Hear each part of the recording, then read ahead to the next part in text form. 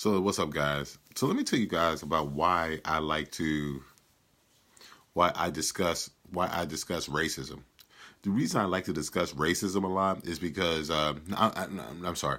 The reason I think it's important for us to discuss racism is because it's a danger to the people who it affects. Just the same way you discuss sexism and prejudice against religion or any other group of people, whether it's homosexuals or transgender. And I'm gonna focus on racism for now. Reason why it's so important for me to get across to people about Donald Trump. If we don't recognize that racism does exist, then the problem is that when there is something that happens against me, such as me being beaten by a police officer, or if I get fired from a job so I can no longer provide for my family, or lose my license and I can't provide for my family, we become bankrupt and live out on the street. And I either have a choice: either I live out on the street and become bankrupt and be homeless, or enter a life of crime. So the reason it's important is because we need to put that as an option of like, wait, whoa, whoa, whoa. Maybe William Boyd Perry didn't do X, Y, and Z. Maybe there's a concerted effort. Maybe it's a concerted effort out there against me, against a group of people. So that's why I'm all about, having this discussion about racism and Donald Trump. What he says is very important. And the fact that he doesn't respond to Charlottesville, like he says, both sides are wrong, both sides are fine people. And what people don't realize is that racism has very serious consequences. It's because of racism, even up until this day, people aren't accepted to certain schools. So racism, people don't get certain jobs, don't get certain promotions. It's racism that certain people are dead today. So it's very important for us to realize that racism is still alive and well. Just because you are not racist, does not mean that, racism does not exist. That just means you're an awesome person. That's all that means, that you're just an awesome person. So,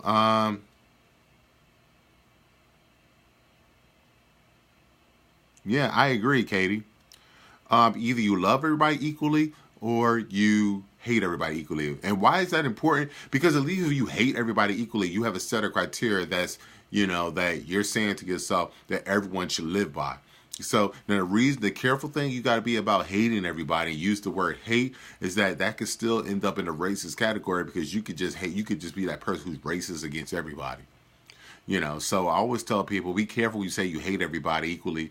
But just be careful about that term, because you could still be one of those people who just hates multiple groups of people. There are races out there that hate every ethnic group out there, which is tons, with exception of white people, which is a small group of ethnicities that involves it, as opposed to everything else out there. If you think of all the other ethnicities out there,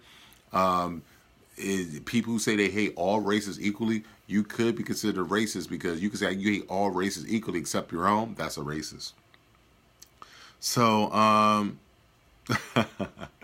know I did this on purpose. I like to make my stuff interesting. So, yes, I'm very aware. I am a werewolf right now. I am a werewolf right now. I'm very aware of that.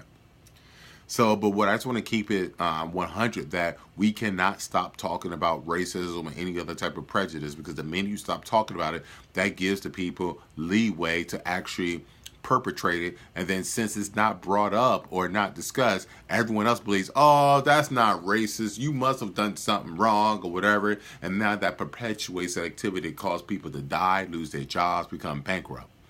So definitely. Well, thank you, Easton. So thank you. So I think we need to have the discussion now. And when we have a discussion, it has to be very respectful. That's why I delete people. When you say something disrespectful to me, I'm going to delete you. You start telling me or ordering me around, I'm going to delete you, because we have to have a discussion, because there's no discussion that can be had when there's too many emotions involved. When you start insulting people and you start yelling and screaming, that does not leave a space for intellectual discussion. It does not leave a space for solution. You're trying to be right rather than trying to actually come to a solution that's workable. It's a big difference between trying to be right and trying to resolve. So, because you need to hear me and I need to hear you, and maybe it's something I'm not hearing. I'm not always right about race. I'll be totally honest. There's some things that I believe that are, racially tinged. But here's the thing about it: the big difference between me and some of my white compadres. I live in a world many times where I'm surrounded 24/7 by white people. I've been living in that type of world for the past couple of decades. Now, how many of my white friends can honestly say they lived in a world where they were 100% surrounded by black people? Very few. I'm not saying it's impossible for me to be racist, but it's much easier for me to look at the race concept and actually look at, okay, the racial biases in this world, how I'm treated when I go in and out of certain circles. Because when I'm treated well, 99% of the time around white people, and then I enter that one realm where someone looks at me and treats me differently, I could pick on that much more sharply than a person who lives in a world where it's mostly white people, white people, white people, and your black people sprinkled into my world, and then you're trying to tell me what racism is about when the world is your world. You own this world, and you're telling me about racism when the world is yours. You're white people. You own this America. Like, America is mostly you as far as a single ethnic group. It's very rare for you to be in a situation where you are 24/7 around black people or you're the only one. At my CrossFit gym, I'm one of the few black people. I'm the only black coach. At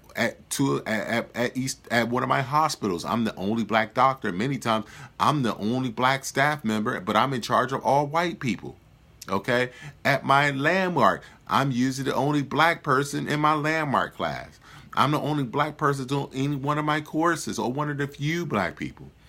At another hospital, major hospital, I might be the only black doctor. Okay? How many people can say the same thing, that they're in a situation where they're literally the only white person in multiple realms of their lives, and their children are also the only white person? How many people can say that? My daughter just had a birthday party celebration today. It was 12 kids. It was her, one other black girl, and 10 other white kids. So that's what I'm saying. So I'm not saying it's impossible for me to be racist. What I'm saying is I'm a lot more aware of the race situation as someone who's white, because I'm in a world where I'm usually the only one, so I'm a lot more conscious of it. But it also makes me a lot more loving about it, because in each of those situations, I'm highly well respected and looked upon. Okay? It's kind of hard for you to call me the N-word when I'm the doctor, you're the nurse, but you're looking for my guidance. You're the physician assistant, I'm the doctor, you're looking for my guidance from a black person. So it's kind of hard for you to look down on me when you don't know what to do, but I have the answers. I'm the one with the higher degree. So it's hard for you to call me the N-word when I'm the one with the higher degree helping you out. So that's why I'm not one of those super military, whatever, because I have situations where people have hit me up in the middle of the night to ask my opinion about their family member, knowing that I'm a doctor, forgetting about the fact that I'm black. Okay? So, yes, Tanya. Ooh, I'm about to go. You're going to make me go werewolf. Tanya, that's so true. So true. I've walked in a room, Tanya, at all my hospitals. People think I'm a nurse, or people think I'm a clerk or security, until they find I'm a doctor. There are times I've introduced myself as Dr. Perry. Maybe they weren't paying attention, and they complain to the nurse, when is the doctor going to come into the room? I'm like, wait a minute. I practically molested you, asked you all these questions, and you still didn't realize that I was your doctor? I did all those things to you. You didn't realize I was your doctor. Asked you all these questions, spoke in perfect English, wasn't speaking Ebonics, and that still wasn't enough for you to realize that I was your doctor? Examined you? Had my name tag there? And you see me telling the white people in the room what to do, ordering them what to do, and it still didn't realize to you that I'm your doctor. Oh, racism is so strong. Don't get me started. That's how strong racial views are. You see the black man telling everybody else in the room what to do, giving orders, and you still did not know that I was the doctor. But the minute you see an old white person walk into a room with a white coat, you assume he's a doctor. He's just an old-fashioned nurse who likes to wear a white coat. I've had that happen so many times. Don't get me started. Anyway, guys, thank you very much. Love you guys. I'm just here just to educate, and keep in mind, even as I educate, I do not emphasize violence. I emphasize you can get a lot of things accomplished when you work through the system and you bombard the system. When you do things like boycott, sue, form organizations, we don't need to do violence or publicize shit.